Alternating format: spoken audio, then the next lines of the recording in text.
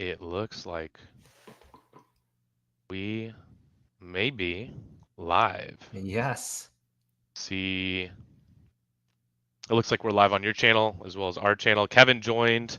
I can add Kevin in Yeah, here. let's do it. We can. He Let's. can maybe if he pops in for a little bit. How you doing, Kevin? Hey, good. How are you doing?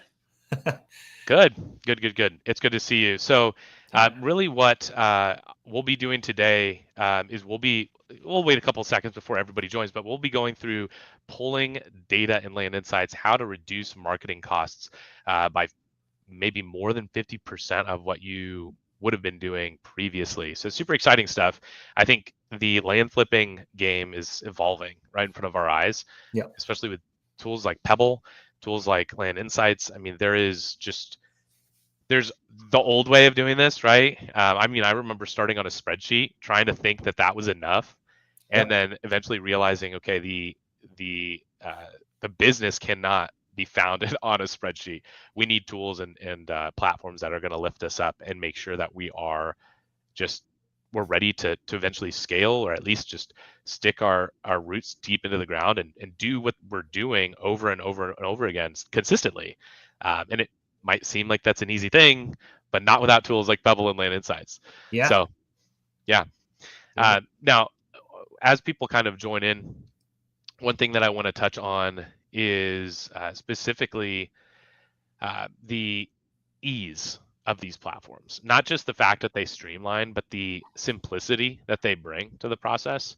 I think when I started using Land Insights, I was pulling data on DataTree, and love DataTree in terms of the quality of data, but in terms of land investing, the experience was if I wanted to scrub anything out, I would be going around on a map for I don't know how long, hours at a time, trying to just scrub myself before realizing, okay, maybe I need to delegate this out.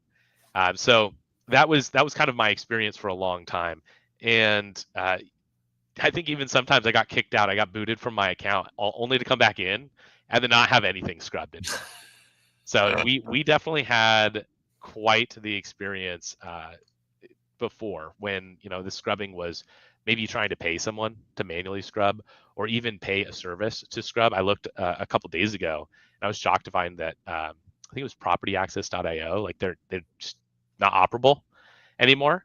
And maybe it was AI that did them in. I'm not sure. Maybe it was other ventures. Could be anything. But it just puts things in perspective. There is definitely a new way to do this. So we're gonna go through that today. I'm really excited to go through that. Yeah. No, I'm excited as well. Awesome. So what I'm going to do is I'm going to go ahead and I'm actually going to share my screen here. Yep. We'll talk about how Land Insights and Pebble kind of commingle in our process. I use Pebble in the flip business, and it's going to just change the way that you interact with your leads. It's completely changed everything. And I don't remember way back when I was using Pebble to start, that I was using it for the call functionality, but this time, like now that I use it, I feel like I'm not calling through anything else. I know some people use OpenPhone. I know some people use some other tools, but I just find it so simple to just call them back to back to back and then move between people in Pebble. So very efficient, very, Yeah. very efficient. Yeah. Let me go ahead and share my screen here, and we will get started.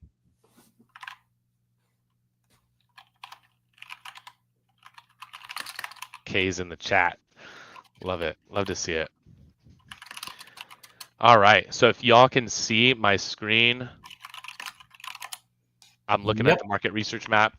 Perfect. So what we're going to be talking about today, it'll come back and it'll play on the market research tool and what we did last week. Last week, if you weren't here, or just to recap, really what we talked about was finding finding these honey holes, these markets that other investors are just not able to find. It's not that they're missing them. It's just that they can't even pinpoint. They don't even have the tool set that you do. Having a tool like Land Insights to pinpoint these markets and move that over to a CRM like Pebble, so that you can follow up, you can tackle these leads in different aspects, and just find yourself dealing with higher quality leads over time when you're building your business off of high quality data. So we'll touch on that market selection briefly today, but really what I want to get into is the data platform. So we're going to hop over to the data platform, and we're going to just talk about some data data polling, how we can make this as effective as possible, how we can use the Land Insights cheat code to lower our marketing costs while increasing our deal flow, our pipeline profit, and just making sure that we're really only talking to sellers that we want to talk to. That was one of the biggest struggles I had when I started, was always just talking with sellers that had landlocked property or completely in wetlands, and I would try and force the deal to make sense. You don't need to do that. You just don't need to do that, not in this day and age. So I'm going to go ahead and toggle some things off here, and we'll come back to this in a bit. But starting out with a data platform, really gorgeous. We want this to always resemble something that a land investor is going to prefer, right? So unlike DataTree, we might have only the ability to filter for things or search for things that matter to you as a land investor. And that's what we'll talk about first. So the idea behind this is, everyone on the Land Insights team has land invested. We're all running our own land investing businesses. What is the most effective way to build a data platform for our businesses that we see we're using every single day? And of course, we're going to use user feedback as well. But we've come up with everything here, all of these different sections for our main filtering and searching options. There's more in the works, of course, there always is, but we've come to all of these different things based on the different niches we've come in contact with and different users are currently using. Right? We don't want anyone to feel left out, but we also don't want to create this scenario, unfortunately, like in DataTree, where you have 10, 12, 15, maybe more of these fields that are just never touched. They're always empty. You don't even know what they're about. It's more so in reference to SFRs or single family residential. So it doesn't apply to us. So the beauty of Land Insights is we've modeled this after what you need to do in order to pull your data for land investing. That being said, one of the coolest things you can do is just hop right into the data platform and start zooming in. You can start looking at all the parcels here on the map in your desired market.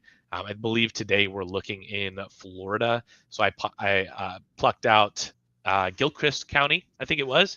And so one of the things you could do to get started is just putting that county right there into the county's dropdown. Now, the cool thing about this is we've got a lot of different ways that you can filter. So the issue that you start to have is, how should I filter? How much should I filter? And when do I filter? I think it comes down to the exact market that you're in and the due diligence you've done on the front end of that market. So just keep that in mind when we're looking at the parcel information. Of course, we'll want to base that on our market selection, like I spoke about just a second ago, and we'll go back to that here in a second. But the other aspects here, zoning, land use, that might only come up if you're doing a very specific strategy. Now, for those who are just flipping land, it may still be something you use if you've become accustomed to it or you found success using specific zoning types, but not everybody will. And I want to make that clear. I personally don't use every single filter option, but I do know folks who will only target, for example, mobile home lots or lots zoned for mobile homes. The reason being is maybe that land, especially in Florida, probably is more valuable. So it's more valuable to target just those lots and create value add opportunities, or just force that appreciation by maybe taking off an old mobile home or maybe fixing it up, splitting it out, and bringing to market 2 mobile homes, whatever it might be. The same is true for land use, right? We might be using this for zoning, right? Or if we want to do industrial and we want to rezone that, there are some folks who actually just target properties that they intend to rezone, which is a really interesting strategy as well. So I'm not here to talk about all the different strategies, but I want you to know you don't have to feel stuck into using every single option here. It's not meant to feel like you've got information overload or you're not sure what the exact thing is. It's going to change over time. It just is. And it's changed for me. Knowing what to target for the owner, for example, this is a great example. I used to only target out of state and out of county. When Land Insights first released the data platform, we actually had an out of zip option. I've never seen that in any other platform, and it still is very beautiful. Now, as you scale your land business, doing this is going to severely limit the amount of people you can reach out to and you can market to. So I would just keep that in mind. You don't want to unnecessarily limit yourself. And there are going to be other ways that we can focus on more motivated sellers.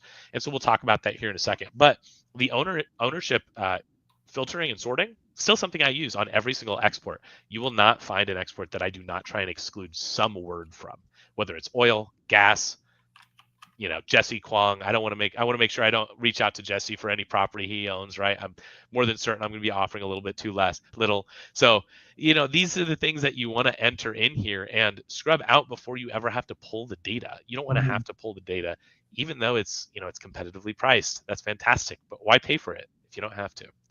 So keep that in mind. Now, ownership length, tax delinquency, interfamily transfers, like all of this is super lucrative, and we're going to talk about this in a little bit. Now, just hopping down to the next area, we have some folks who are actually targeting assessor information. So how does market value from the county compare to the assessed value? That's actually a huge delta at times that can show you, once you're comparing to what's actually selling on and off market, where does the data that we're actually marketing to stand? Are these owners going to be looking for over market value because they see what's happening in the market, or are they going to feel as though their property is probably not that high in market value? It's going to give you this opportunity to come in and offer them something that they do feel is reasonable and fair, and you both walk away happy. So there's a lot happening here. Obviously, all of these are very nuanced. So you'll want to come through the platform and actually hover over these informational bubbles. We give you all the information you need to kind of make value of this, and that would come out inside of your export as well, so you know exactly what you're targeting. One of the cool things that I like is, up here under the owner section, we talked about owner is tax delinquent, but that's a current status. One thing that we added was the owner hasn't paid taxes for at least a certain amount of time, which is also a different value, right? If we know that they've been tax delinquent for a certain period of time, they might be even more motivated to sell, which is really interesting. And you'll notice that those figures bring back different results in any given market in the US. Now, sale info, honestly, it's along the same lines. You can filter by date, you can filter by price, and I think that this is obviously super valuable in places where it's very accurate at the county level, and people know that nobody's going to sell for a 50% markdown, whatever it might be, especially if it's within the past 5 years, let's say. And you can also choose the transaction deed type. Very useful for some folks I know who are targeting like a distressed title, people who are trying to fix clouded titles, something I've heard Clint Turner doing, Logan Fulmer doing, Ajay Sharma doing. Like, these are opportunities where you're able to kind of find opportunities others don't want to look for. Admittedly, I don't want to deal with anything with a clouded title or an issue with title. So keep that in mind. Now, open lien information, it all goes along the same thread. And this might come down to what your exit is and how you can structure your deals, because those who are more familiar with creative financing or comfortable with creative financing might be more accustomed to doing this. But it's not necessary. It's absolutely not necessary to pull out data day one if you're just trying to pull data to start marketing for flips. So just keep that in mind. There's a lot of opportunity here, but overall, if this is taking you more than 15, 20 minutes at a time, you're starting to overthink, in my opinion. And I'll show you why here in a second when we go through a test run. Now, as we start getting down this list, structure, scrubbing, skip tracing, this is where it starts to get really exciting. I love this section of the data platform, which we'll talk about the scrubbing and skip tracing here in a second. But the structure area, this is something that's plagued my land business for a long time, which is you're marketing to all of these properties that look like they're vacant, but then they have, or at least from the county level they do, but then they have all of these structures or structures that have been built since a certain point in time, and now when the lead comes in, they're just saying, hey, my land's not vacant, I have a house, stop contacting me. And it's just a ton of marketing that's being wasted. So one of the things that I really advocate for is using our vacant land only AI filter. This thing is an absolute game changer. So if we go to Gilchrist County, and we'll talk a little bit about this here in a second in terms of what we see on the map. But if we just go to Gilchrist County, you'll see everything highlighted in purple here based on what it's selecting, just anything over 0 acres. But if we come down here and we actually toggle on the vacant land only, you'll start to see everything with a structure just get filtered off. And if you don't believe us, you can toggle on our building layer, and this will immediately start to show you all of those areas with those buildings. So anything with a building is all of a sudden just taken off. And the reason why we love this is because it's actually working off of 2 criteria. So the beauty of this filter is that we have both AI and then we have county data. And AI is not perfect, and I'll tell you right now, county data is not perfect. So the beauty of this filter is it's looking at both data sets in order to determine, is there a structure on that property? AI doesn't see this structure here. Why? Maybe for multiple reasons, or maybe it was not captured for a certain square footage and it was lost, but it got caught when it went to the county level, because we're looking at anything from the county data that's over 700 square feet, and then anything that our AI picks up. I personally may have not caught this structure here, but fortunately our platform did. So that's the beauty of this layer. Everything that's going to be toggled on should truly have no issues in terms of structures.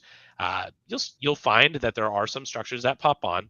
If there are, they should generally be 700 square foot or less, and that's just the rule around maybe there being a barn on the property or a shed that we can work. I have. Oh, Ari, it sounds like we're losing you there. Actually, funny enough, I had a call come in from what CRM other than Pebble. So I guess when your leads call you on your CRM, you lose audio. Noted for anyone else doing a YouTube live. So I exited out of Pebble for now, but I'll log back in a second. So really what I was just speaking to is the 700 square foot rule is kind of just like speaking to any sheds, any small structures. It could be a pole barn potentially, but generally, we don't consider those buildings, even if it may be a structure. It's really supposed to get anything from a barn and under. So, you might be okay with a barn on your property. That's the idea here. Okay. Thanks for bearing with me during that lead calling in. My soul cried a little when I couldn't answer. Awesome. So the scrubbing and the skip tracing, I do want to get to this, but I want to kind of work my way up to it. The other thing that I wanted to talk about is last week when we met, we were actually speaking about just zooming in to where the demand was, and what that entailed was actually looking at zip codes, even looking at the acreage bands, and just understanding what is working in the market that I already determined I like. So when I was looking at Gilchrist County in Florida, and I go down to the zip code level, let's just say I already determined I liked it. If I went down to the zip code level and I looked at the sold quantity, first and foremost, I only see 2 zip codes here. And I happen to know that there may be other counties zip codes that come into this county. So there may be data that's just not showing because there's no data in this range, or it may not be active. So I tend to still look for what works in that county. I happen to have already looked at Gilchrist County, so I kind of know what to look for here. I couldn't find anything really above 20 acres. Even the 10 to 20 acres was sparse, but you'll start to see once you get to 20 acres and up in this market, you start looking at really small numbers. So I'm not really interested in going out there and trying to do a subdivide in Gilchrist County myself. So that's just something that you would consider, is when you're in the data platform, you want to, without spending as much time as possible, zoom into the places you already know you want to target and for the data you want to target. So if I know that I want to do anything from, let's say, 0.5 to 20 acres, immediately you can do that. You can come in here and say, well, I only know of 2 zip codes that are really working. And they could be those here. So let me go ahead and copy that, paste that. I think I have a space here. I'll click enter afterwards. Oops. And those are the zip codes that we'll pull data from. You'll notice there are gaps in the data platform because we're all of a sudden not pulling data from these areas that weren't performing. We already vetted that they're not performing. So why do we want to market there when, if we do get any leads, we're not going to have any comps? And so it's going to be very much in the air when you start getting leads in these areas that are not performing. Now I'll show you exactly how to look at the demand here in a second, but this is all about understanding how do I do due diligence on the front end of the county or the market as much as possible. So yes, you can do your market selection like we talked last week. That is going to be a huge leg up, especially when it comes to disposition. But when we start getting leads, we want to make sure we have comps. We want to make sure that our properties aren't fully landlocked. They're accessible and they would do well on the market. So this is our opportunity to kind of hone our data set as much as possible. The way we can actually do this is using the Land Insights data layers. So if you open up the data layers, you'll see these here: basic layers, research layers, and then our proprietary layers. I already showed you our building layer. We've got a couple others that I want to show you as well. But initially, those three kind of, I'll call them our most common issues with the properties: wetlands, flood zone, and landlocked. So let's just toggle those on for wetlands and flood zone, and we'll look at landlocked here in a second. But if we toggle on wetlands, flood zone, you can start to immediately see how much of this data set will become affected. Now, obviously, we're missing this data set. It looks like a lot of wilderness, but you'll still see properties that have that amount of wetlands on the properties, especially ones that we think we may target. So we want to use our platform to correct for that. That's how we can understand, should I in the first place scrub for wetlands or flood zone? Because there are certain markets where it's you'll notice it's very veiny. I don't think there's a better way of explaining that. But if we go to, let's just say, somewhere in Virginia or North Carolina, you'll just start to see, because of the hills and the valleys, and the mountains and the valleys, you start to see these veins or these rivers or creeks. You don't tend to see pooled up water. And because of that, you might not need to be scrubbing for wetlands in these areas. But when you get to places like Florida, it's going to be a lot more prevalent and necessary, because these places are just absolutely covered in water.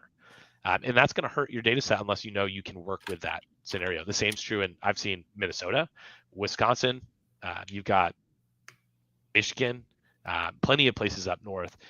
So just keep that in mind. You want to use this for due diligence on the front end so that you're not getting leads that you don't like on the back end.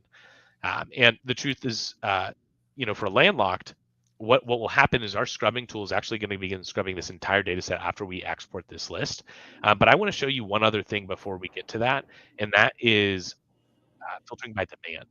So right now, if I were to toggle on my MLS comps layer, another one of our proprietary layers here, it's actually going to start showing you all the comps in the US. So this works extremely fast. If we wanted to look at Gilchrist, we have a couple options. We can actually choose the acreage band that we want to see comps for, or we can look a certain amount of years back, which is absolutely amazing. This was just added so that people can start making decisions in less active markets, right, and start expanding their market selection. So this is really cool because now we can start looking at areas of demand and determining how we want to target this data set, or if we want to target a certain part of the data set. If we find in Florida is just busy all the time, but if we decide that a certain part of this data set just doesn't have a lot going on, then we want to reevaluate our choice in marketing in that area. Now, this is an exaggerated example, but generally, if I see a large portion of a zip code or a county that has no activity whatsoever, I'm a little bit more hesitant, a little bit more weary. And because of that, I might exclude that section of my market. So in order to do that, instead of doing this search by, I'm going to untoggle this so it's a little less busy, but instead of doing this search by county and by zip code, I can actually leverage our county layer and our zip code layer, and you'll start to see all of those overlaid. So at this point, I can easily polygon around these zip codes.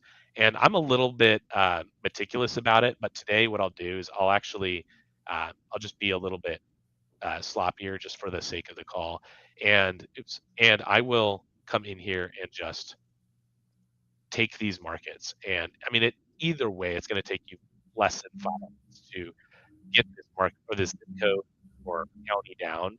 And when you're doing this, you can actually also use zip codes alongside the polygon. So if you wanted to come in here and include the specific zip code only, even if you polygoned it, it will look for only things in that zip code.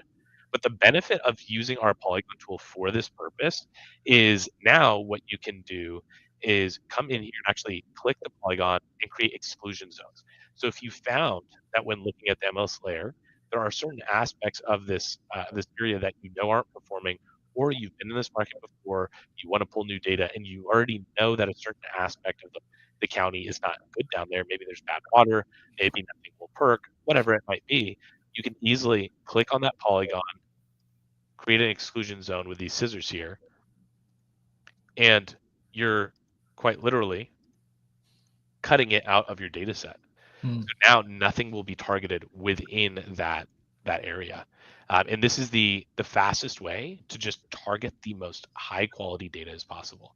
That's funny. I see like one property out here. And so that'll happen when at the county level, a property is recorded with the zip code that you're targeting. So just keep that in mind. In terms of this list, I can easily do this around this exclusion around bodies of water. I can do this around areas that lack demand. There's a ton of means of incorporating this into your process, but the one piece of advice that I could ever give you that I'd feel the most confident in giving you is create a process around it. If you know that you want to use this and you know that it's going to force you to start looking at the highest quality data possible, always have a process in mind so that you're doing the same thing over and over again, rather than not sure or just being indecisive around how you want to target a county or a market. And this has just proven to be the easiest way to create a foundation of high quality data in a land business. So there's a couple other things that I want to touch on. One is this meta analysis that we've done for Sumner's business. Sumner Healy, 7-figure land investor. We wanted to kind of try and figure out what is the criteria that's really driving most of the deals happening in 2025 so far. And there's actually 2 takeaways here that I think a lot of people on this call will really benefit from. I'm gonna leave us on a cliffhanger there. Let me hop over to the chat. Let me see if there's any questions that we can get answered really quick. Land Insights, thank you, Kay. Definitely Land Insights plus Pebble is money bags. Maria, appreciate the love for Land Insights and Pebble. Sabrina, can you select an entire county or zip code and use the polygon filter to exclude a specific area? Okay, so yeah, so we just talked about this, funny enough. So yes, exactly what you're talking about. Adding that zip code overlay and tracing the polygon makes sense. Yeah, I think one thing that a lot of people try to do in other data platforms is you try and get as much as possible. The issue that we found, and I'm not going to name any names in terms of quality, I will say I like DataTree's quality, but it's not really made for land investing. Some of the other platforms I've used, I'm still getting contacted for lots that I sold in 2023. So, I don't know where they're getting their data, but I can tell you when I look on DataTree and when I look on Land Insights, it's not me. So it's a matter of making sure you're doing this in the right platforms. The strategy itself is fantastic. And I could say the same thing about the strategy in terms of, importing data and using another CRM, but it's not as efficient if it's not built for you as a land investor, and you're not going to have the same support or the same understanding when you're working with people who just haven't done this business and don't understand it. So keep that in mind. Choose your tools wisely. If you're going to build a land investing business, you need to have the right tools in place. And honestly, let's be real. Kevin, Jesse, Pebble is extremely easy to delegate. Extremely easy. It's so pretty and intuitive. I like to think that Land Insights is the same. So that being said, this meta analysis. Let's go back to it. So here's the cliffhanger I left on. We found 2 things in Sumner's business that were a consistent in every single deal, and they came down to ownership. There was really 2 specific things that we found were constantly happening, and I don't think the rules broke once. One was ownership length. most people that you'll ever speak to have owned the property for a certain amount of years. Now, if you speak to someone who's owned it for less, this isn't to say you won't get good leads, seemingly good leads, right? Good properties coming in, but the conversations you have are much, much different because they're looking for a very particular exit, right? A potential profit on their side. So just keep that in mind. The benefit of targeting people of a specific ownership length is that one, you're saving on data, but two, you're talking to people who are actually interested in selling, or actually would consider it. Whereas a lot of people that may have purchased in the last couple of years, they're just not serious. No matter how you cut it, even if you offer them more than they paid, they're just usually not going to bite it. And that number that we found was 60 months, 5 years. So if you're targeting data from 5 years and less, if you really need, if you're on a shoestring budget, or if you're using a platform like Land Insights and you want to hone in on the best quality data, consider using ownership length. Yes, you'll miss out on some folks. Maybe another strategy is focusing on people who just inherited the property. So you might want to pull another list for interfamily transfers, and that would capture anyone who maybe recently came into ownership, who might actually want to sell, but otherwise you're sending out a lot of marketing to people who just don't really consider it. They just kind of humor you. Or in my case, you get some leads where they just lie to you, right? Oh yeah, I'll take 100K. And then you call them up, you try and follow up, and they say, hey, no, I was just playing. I'm sorry. I was just lying to you. And that's happened multiple times. So consider that benchmark for your data. The second thing was specifically the age of the owners. So I don't know if anyone here has ever spoken to a 20-year-old land investor, other than the people like Ryland Loader who are doing this as a land investor themselves. But what I mean is the 20-year-old landowner who owns the property outright and wants to sell it to you for 50%, right? Has that scenario ever happened? It is something that I have yet to see. And honestly, I don't know that I will ever see it.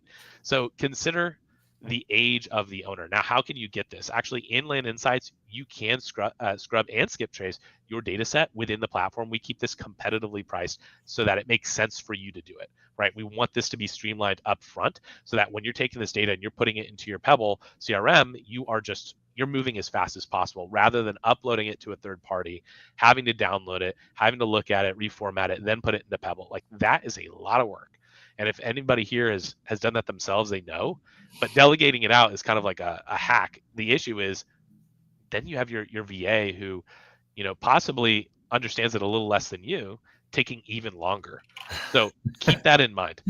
This is meant to streamline your business as much as possible. Now we have standard for 2 cents and premium for 4 cents. When you use premium skip tracing, the age is spat out as well. And the reason why that's beneficial is because we found that every single deal that has been done in that meta-analysis within 2025 has been an owner over the age of 50. That's a huge benchmark for targeting folks. Now, I know a lot of folks in here may not use skip tracing, but consider using it instead of marketing to all those same people, right? That's also an opportunity for you to sit on that skip traced data and use it at another point in time, or even for the leads that come in. At the end of the day, you'll be able to save a lot on your data cost, or on your marketing costs rather, because you're deciding to skip trace it rather than mail it. So consider doing or incorporating both of those benchmarks. It could absolutely change your 2025. That being said, I think the last thing that I wanted to talk about was looking at this data set in our scrubbing tool before we hop over to Pebble. And by just clicking on our menu on the top left of our screen, we'll look at our exports, and we're going to click right into Gilchrist County. This is a data set I just pulled on those 2 zip codes, and you'll notice that it allows us to look at largest to smallest acreage. Actually, we can click on any one of these properties if we wanted to. We could even manually scrub these. So the reason why I think a lot of people love using Land Insights data platform is because they can manually scrub their list with the most ease. I've I've ever seen. Now we've just upgraded this to the data platform. Our users are giving us a ton of feedback on this, and this thing is getting improved every single day. This is exactly why we love our users.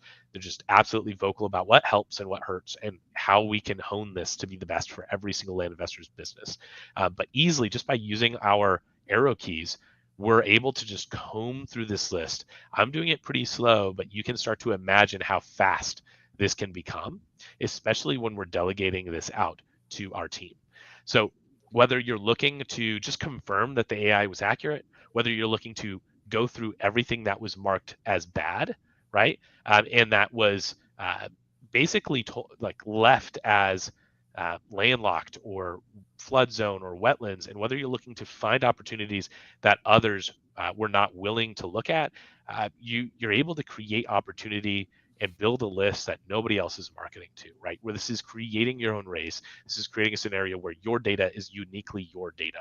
Yes, someone else might still have the same data point, but you know exactly why you have the data you have. And that even goes to the nth degree, might we say, when you start looking at things like bad topography, odd shapes, structures, farmland, subdivide opportunities, entitlements, when this is all becoming more and more subjective.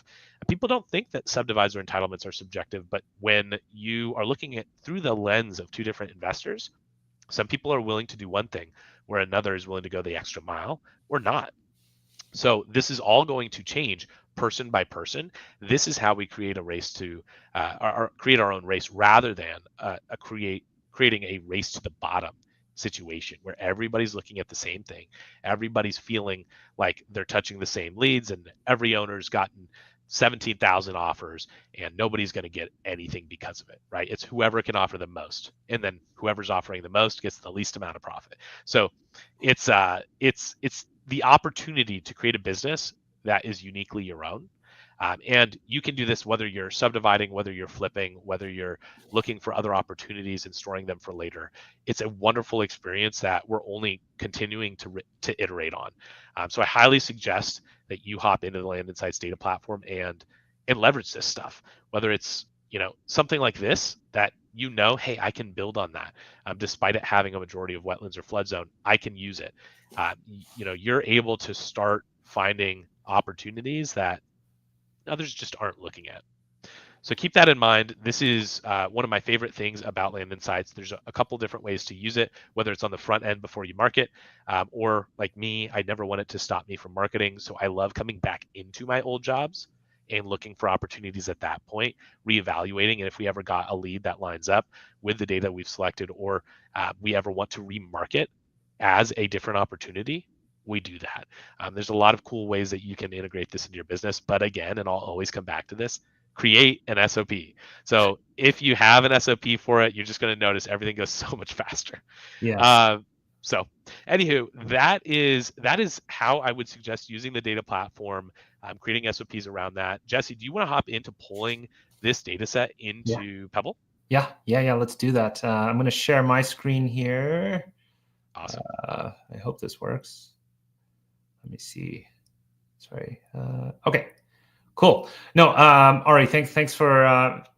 Is my screen showing? Yeah. Not just yet. Not for me, at least. It says Oh, stop. here we go. Oh, okay. There we are. Yeah. No.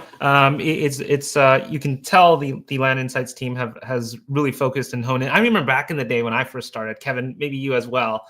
We were using Agent Pro 247, and then I was using Property Radar and DataTree and whatnot. And now, with platforms like Land Insights and even like Pebble, like we're really focusing on what do land investors, what do real estate investors really need? And I think that's really important to know about, and especially when you're sort of investing to like your business into that, is the company going to continue to grow with you as the landscape of land continues to grow? You may realize that you've put it so much into your platform, or so much building your SOPs with whatever data list provider you're with, and you realize, wait a minute, everybody's starting to progress differently because now we're using really land specific or real estate investing specific platforms. And this is another thing that we're really honed in and focused with Kevin on the product side here, making sure we are tuning into what land investors are doing and real estate investors are doing. So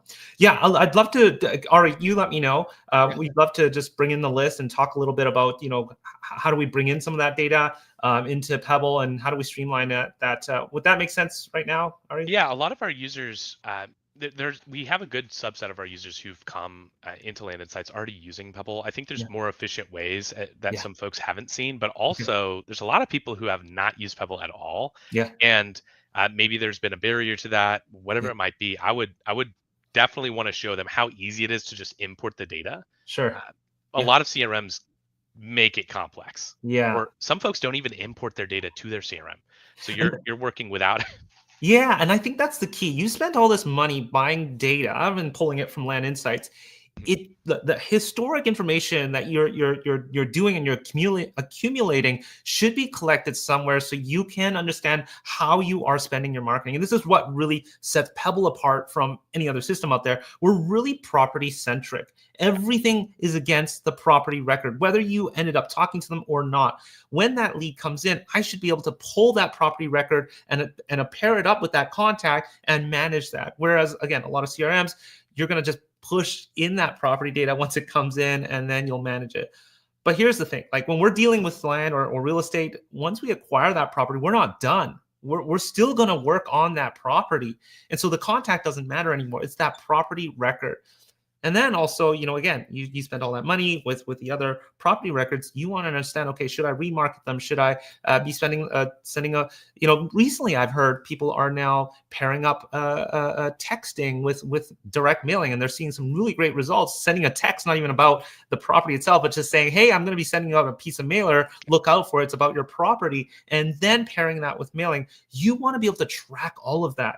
Otherwise, you are just blindly spending your money on marketing and not even utilizing some of the data that you pulled. So yeah, let me show you a couple things that I typically don't see some people do when it comes to efficiency with Pebble, especially on the campaign side of things on the property. First of all, on the property record, we are the database. We're the, once you pull that data, we become that database for your property records and everything you've done with that property. Okay. Now, typically, we're going to have that GPS coordinates pulled from Land Insights here, but this is a dummy property. I don't have it on this one here, but I am going to pull one list from Land Insights. But when I'm looking at this property, I'm going to zoom out here.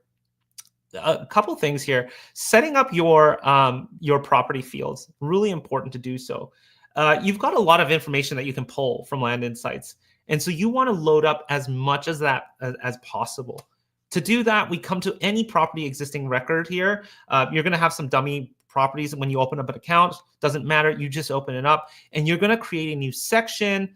And that's fairly easy. Let's just call it owner detail. There's already a section probably called owner detail. And then you can start creating your fields. So field 1.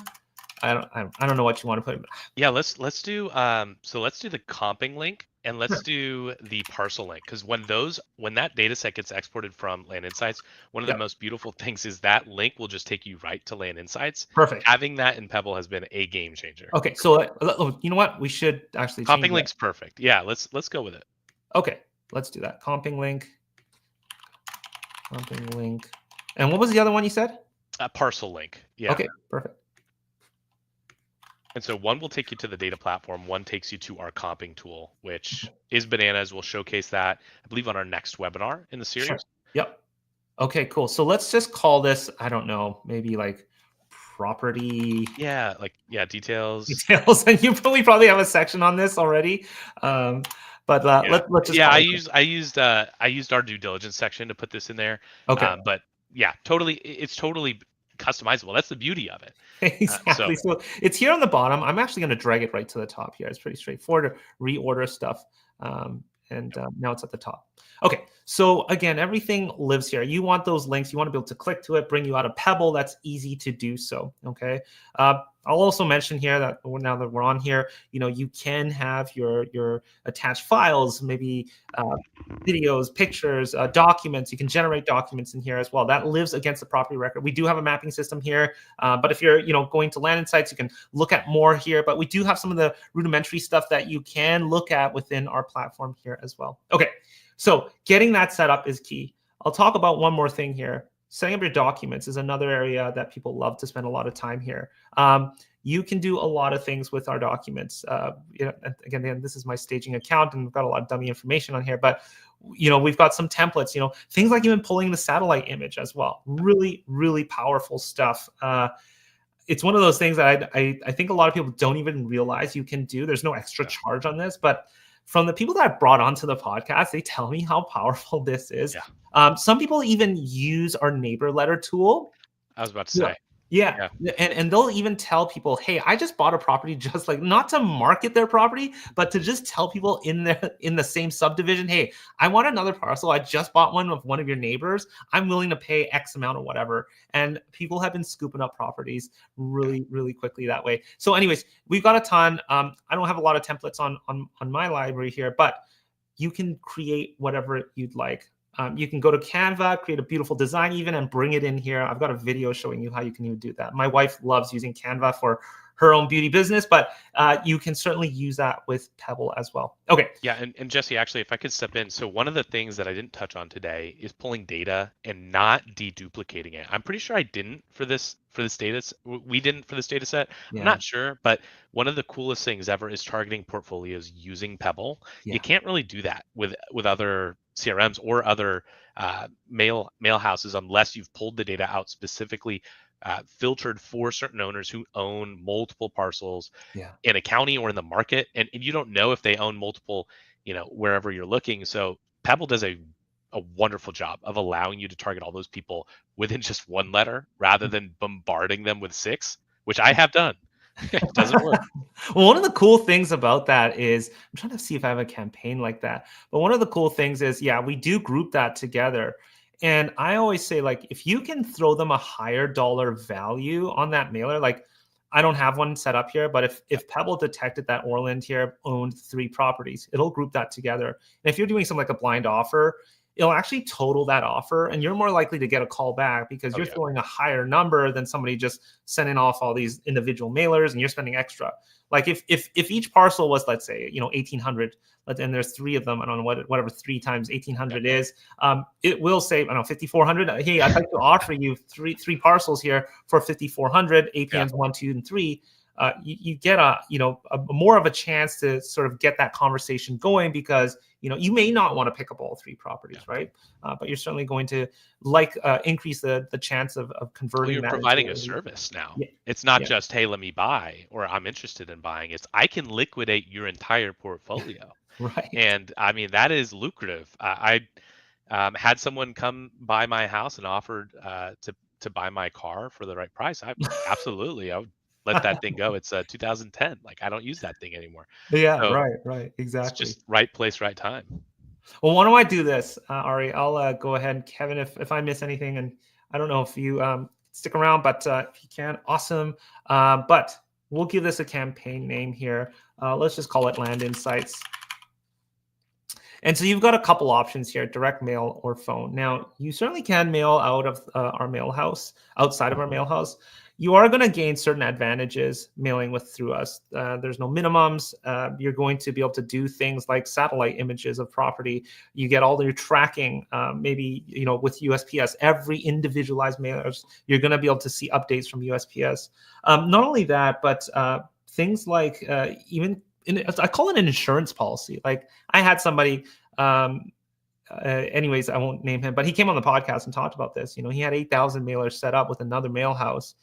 He approved of the proof, but he didn't realize 2 weeks later that the pricing column was shifted a little bit, and everything was off.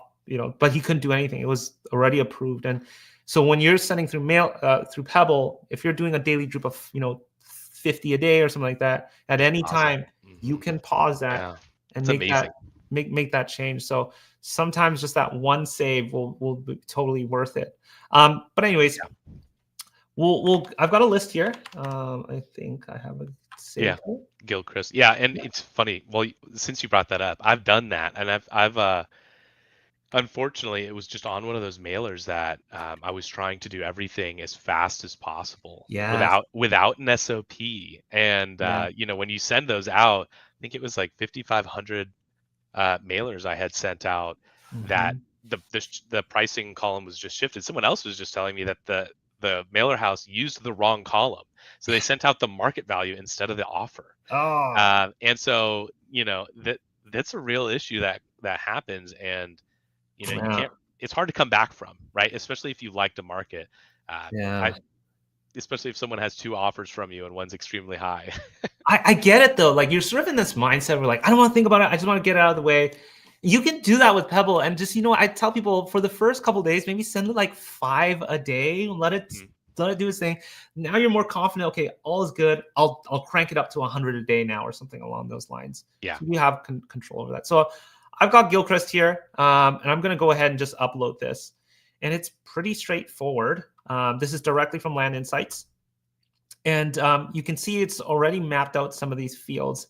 These are the required fields for a mailing campaign. We just need the APN, the full name, and the mailing address. And certainly there's a lot more we can bring in. I left some of these blank here. So we have things like our legal description. And once we map it out, actually Pebble will detect it automatically on my account. Again, there's a lot of weird settings on here. But latitude, longitude, these will be automatically detected.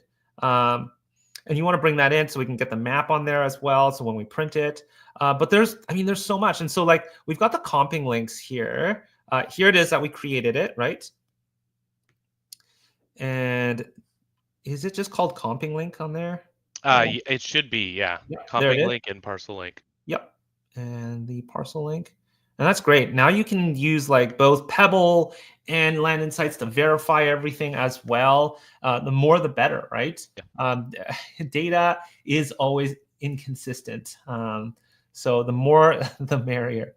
All right, we've also matched the phone numbers that we got from Land Insights too. I randomly also put property tax.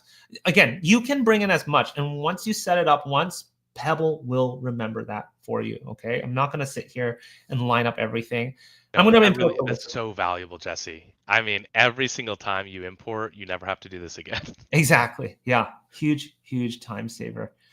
And Pebble's basically scanning through this list, looking for errors so that if there's any core missing information, we're going to catch up on this. Now, I don't even know how long this list is.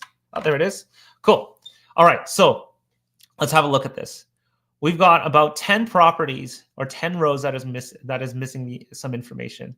To be honest, like if I don't have their zip, like I'm just not going to mail it. And it's like, it's nothing compared to the size of this campaign, right? So we're almost 1,200, and that's just 10 properties. You're going to have some errors no matter what. Okay, now you have a chance to review that and fix it if you'd like. I'm not going to bother. I'm one of those lazy people that are not going to bother. I'm just going to move forward here. Okay, I'm going to go ahead and now view the campaign. This is pretty much done. I mean, we brought it in. It should take you less time than I did once you've done it once, okay? I'm going to explain a couple things here about your campaign. You've got the code. This is really important, especially if you're doing mailing. This code is not only assigned to the property, but to the specific mail piece. You've spent money on this campaign. You want to understand the performance of this campaign. A lot of people like to use code that maybe they generated themselves or it's from a different platform or whatever. I mean, it's almost like the APN. I mean, sure, it's a shortened version, but with our code, we're not just identifying the property. We're also identifying the campaign it belonged to. Again, maybe you want to do a texting campaign. Maybe you're going to do a cold calling campaign that you skip traced with Land Insights. Maybe you want to do a mailing campaign. You want to see where that lead came from. So they're going to give you that code. Maybe they're not. Sometimes they are. But especially mailing, you're going to get that code from them. Okay. And we're ready to rock and roll. We've created the property record here. And so I mentioned this earlier. Again, Pebble contains now your property records that you've pulled from Land Insights. You've done all that. You spent all that time researching and fine tuning and excluding areas like Ari was just showing you. Now that lives inside of Pebble. I want to have that source of truth where I can make notes on that. That's why you have your property records inside of Pebble. You want to get that first in. And when I'm activating this, I simply activate the campaign, choose a letter. I don't know, maybe a blind offer letter, something really basic here. I'm going to select my return address. You can have multiple return addresses here. Now, here's something to note. I'm previewing this right now. I see, oh my gosh, there's a second page that's almost blank. Well, every letter is going to be dynamic because we're populating different things on there. Maybe the legal description was really long or whatever it is. I'm going to have to adjust this document to make sure for most of them that they don't get shifted down. But what happens if we found somebody owns 10 parcels, it's very likely going to shift it down, right? So keep that in mind. So I would go back and edit this, but if I'm good, I'll just hit, I approve of that. It's going to give you an estimated cost on this entire campaign. This is based off of that first preview there. And I can set the drip, right? So maybe it's 50 a day. I hit save here, and then I go through my payment method here, and then off it goes to get the mailing done there. Yeah, that's fantastic. And I would also say, one of the other things that you didn't mention, I think you probably glossed over it in your head, but was remarketing. Yeah. Like we go through, and this is something I talk about in Land Insights, but you go through all this effort to find the market. You spend time doing that. You zoom in to the places you actually want to target. You go to the data platform. You spend all this time honing on the data, pulling it, and then there's people who don't remarket to it. Yeah. You do all this work on the front end, and just because you may have not gotten a lead, you tell yourself that maybe it wasn't the best area to market to when you've already done the due diligence on the front end. Yeah. You know that it's good. So now you just need a lead, and that's why even this here in Pebble is powerful. Using a mailer code like that or some sort of a unique identifier to know this is campaign number 2 or 3 or 4, and not sleeping on that data because it's already vetted. Exactly. And so maybe you want to do, Kevin, instruct me if I'm doing this correctly, because sometimes I forget, but I would go to the properties here, right, and reduce it down to the campaign, maybe one that we have. And then I'll come to make sure that they are not somebody who's already gotten back to me, right? So I would go to the seller deals and then click exclude all. Yeah. Yeah. So I exclude all. So now I can create a campaign from this. I'll select all 1,200 of those properties. I'll go ahead and I create a new campaign of anybody who has not gotten back to me. Everybody's gotten back to me. I probably have them on a follow-up sequence now, whether I'm sending a text message, an email message, or even direct mail follow-up as well. I can do that. Put them in a drip sequence. For the rest of them, maybe now I want to hit them up with a different mailing campaign. Yeah, I mean, I love the idea of doing this and doing these campaigns specifically for neighbor letters or cold calling. The fact that you're remarketing, I'm just imagining right now, like, well, why don't I do this whenever I get a deal? Why don't I just immediately remarket again to the same place? Because now I know it. I can get a deal here. Yes. So there's a lot of ways to incorporate this, and I think that people don't have processes around this, and because of that, it just never happens. Yeah. So yeah, I absolutely love this UI and how you see it up front, because even though, yes, sure, you might look at the property on Land Insights, when you're on a deal board, let's just say seller deals in this case, you can see these properties so clearly, so easily. You know exactly what is popping up. I think in some cases you can even have the map or like a preview of the property show up, right? Yeah, exactly. That's a huge level up too, because I think a lot of us as investors, we kind of stamp the property or the deal in our heads, not by the name, but by the specific property, the shape of it, what it looked like. And so just seeing that up front really fast is a huge level up to a CRM. Yeah. So absolutely love that. Let's hop over to the chat, see if we have any questions. I did answer a couple questions in here. Cooper, yes, you absolutely need to add those links into your Pebble. What I do is actually when a lead comes in, I'll go over to the property, and in the property itself, you can click into the property and convert it to a deal, which is extremely beneficial. So you create deal there at the top, and easily by creating that deal, once you know that it's a real lead, you can attach the owners to it and just start all of your communication in Pebble. Which is extremely streamlined. I'm also, just like you were about to do, Jesse, I usually will just click right on that link and open it up. You don't have to right now, but very beneficial for just getting right back into that property, doing due diligence. If you have a comper or if you have an acquisitions person that needs to access that data as fast as possible as they're calling these leads, it's so convenient just to have that right there in front of them. Absolutely love that.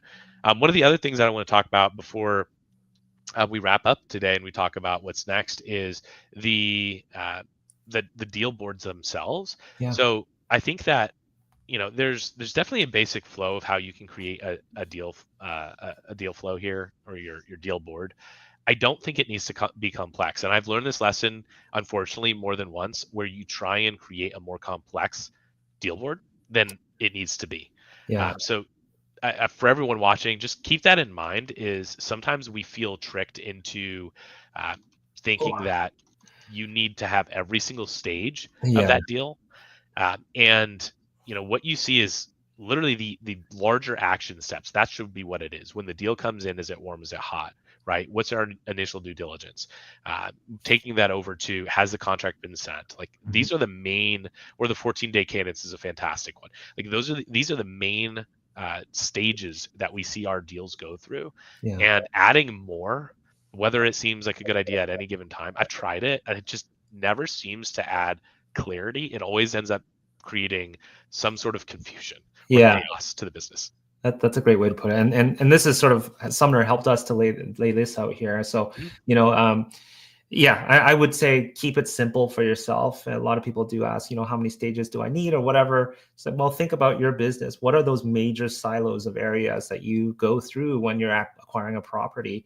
And start from there. You don't need to make things complicated. And that's one of the big things here. I know Kevin with the product team here really think about is, how do we keep things simple for the user, so you actually end up using it, Yeah, no, exactly. I love it. Any other questions? Feel free to pop it into the chat before we wrap up for today. Really loved going through this with you all. I hope you got a ton of value.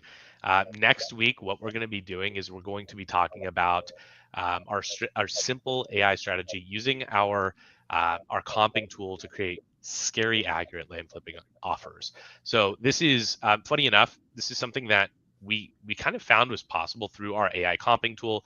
It is bonkers how useful it is, but just wait till you see what we have next. So Diane, don't feel like you're starting over. You've got the foundation, and that's the most important thing to understand, is like a lot of people feel like they're starting over, but you already know everything you need to know. Now it's just plugging everything you know into the right tools and systems, and you can absolutely accomplish big things. Land Insights price the list. So yes, we use Land Insights to price the list. Right now, we don't have our a pricing tool out, but TBD. Keep your eyes out. There are things coming in the future, and we're always iterating on our platform, making it the most efficient means of building a land investing business from the software and the back end side, which is extremely exciting. Kay also says she lives off those mailer codes. Helps so much with tracking KPIs and A/B testing. That's actually a huge thing. Testing different strategies. I'm sure, Kay, you have gotten a lot of deals off of these. Hey, Kay, good to see you. Awesome. Well, that being said, that's all our questions, it looks like. We'll wrap up for today. Jesse, Kevin, thank you for hopping on with me today. Next week, again, we're going to be looking at how we use Land Insights comping tool to generate land flipping offers. If you have any questions, just reach out to us here at hello@landinsights.co, or is it hello at? You might want to give that support email at Pebble. hello@pebblerei.com. And also, like, we've got a lot of live stuff. So if you head over to our website, pebblerei.com, under resources and then live training. Kevin and I are on every week. We've got a managing leads session. We've got a import properties. If you're getting data from Land Insights, we do that together. And then we got an open office hours on Wednesday. So it's the both of us here. Yeah, awesome. Thank you, everybody, for joining. Thank you again, Jesse, Kevin. I look forward to talking with you both next week. All right. Thanks so much. Absolutely. Bye, everybody. Bye, everyone.